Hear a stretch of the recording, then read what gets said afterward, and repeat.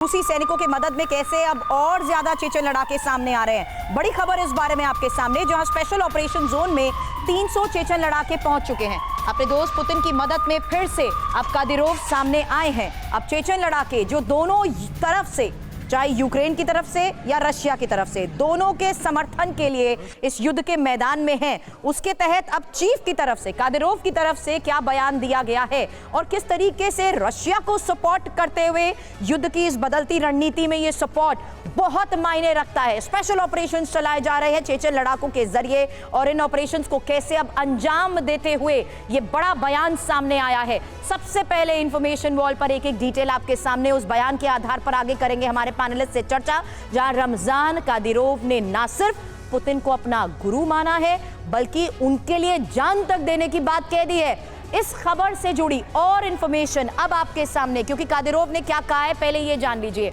Chechen national guard के 300 लड़ाके battlefield में रवाना हो चुके हैं। चेचन कमांडर कादिरोव ने लड़ाकों को भेजने का खुले तौर पर जिस तरीके से ऐलान किया है, ये कहते हुए अपने भाइयों की रक्षा के लिए लड़ाके भेजने की तैयारी, और पुतिन का कट्टर समर्थक रमजान कादिरोव अब जिस तरीके से इन लड़ाकों को युद्ध के मैदान में भेज रहा है। वॉर में हमारी क्षमता को दुनिया पहले ही देख चुकी है, पहली बार नहीं है ऐसा हो रहा है कि रशिया के सपोर्ट में ये युद्ध के मैदान में है। वॉर में अपने टास्क को पूरा करने की क्षमता अद्भुत है इन लड़ाकों की। कादिरोव उसी क्षमता के तहत ये बयान दे रहे हैं कि हमारे 9000 लड़ाके ट्रेनिंग के साथ वॉर जोन में मुस्तैद हैं।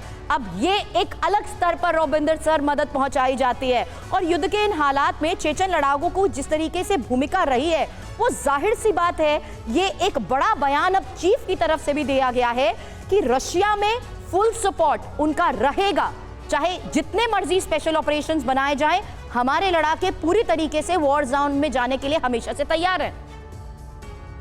Ravinder sir. Thank you, sorry.